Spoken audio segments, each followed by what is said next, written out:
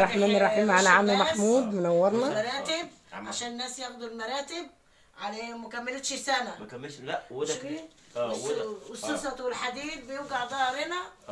ماشي. بصي ظهر الاطفال. بصي كده هذا الشومه ده اللي كان موجود في المكتبه يا جماعه. انت زعلانه ليه يا حاجه؟ عشان جايبينهم غاليين. غاليين وده على فكره ده مش سفنج. ما انا عارفه ان هو مش سفنج. بصي كده بصي كده فل ده فل. ده فل اهو. ما حد معلم عليه كمان. ولا فيها حتى ريحه المرتبه. ما فيهاش حاجه خالص. فيها صوصه حديد. ادي بيقول لك ايه مرتبه وعليها مرتبه هديه. ايوه سلكه يا جدعان. سلكه المراتب. الحاجه معانا كمان زعلانه من اللي حصل. ايه هنعمله ايه بقى؟ ما كملتش سنه. باظت. باظت اهو تمام اهوت. ارجوكم ما حدش ياخد من الاعلان ولا اللي بيقولوا المراتب.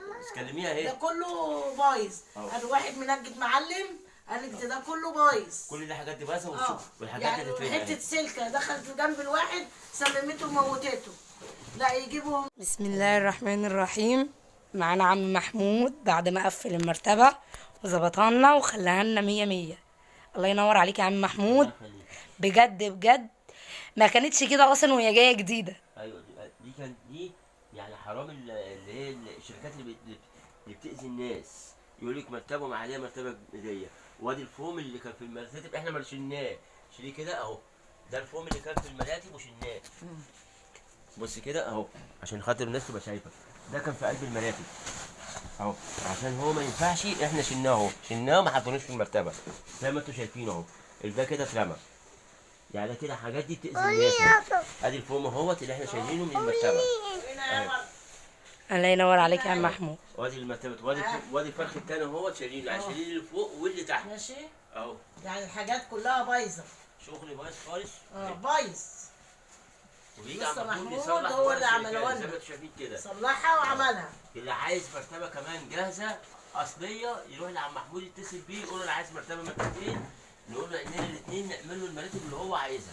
بجد انت نورتني النهارده يا عم محمود. ربنا يخليك. وعايزه اقول لك ان حاجاتك 100 100 والله ما مجامله. لا ما تجامليش علشان خاطر احنا بنخش بيوت ناس بسبب الكلام اللي انت بتقوليه. لا قسما بالله حاجاتك 100 100 وتقفيله حلو جدا وكفايه ضميره ونيته وكمان جدع جدا. عم محمود جدع جدا ونورني النهارده. واحب اقول له والله حاجاتك جميله جدا جدا وانا مبسوطه جدا من اللي انت عملته. شكرا يا عم محمود.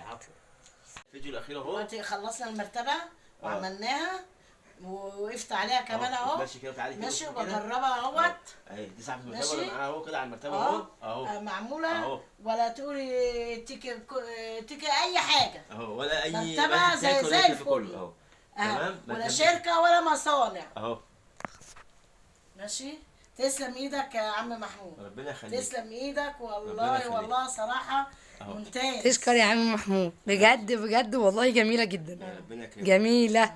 والمخدات اللي هناك اللي هو عاملها برضك دي جميله جدا. تسلم ايدك. كده الكريم. ربنا يخليك ربنا يخليك يا عم محمود. يا رب.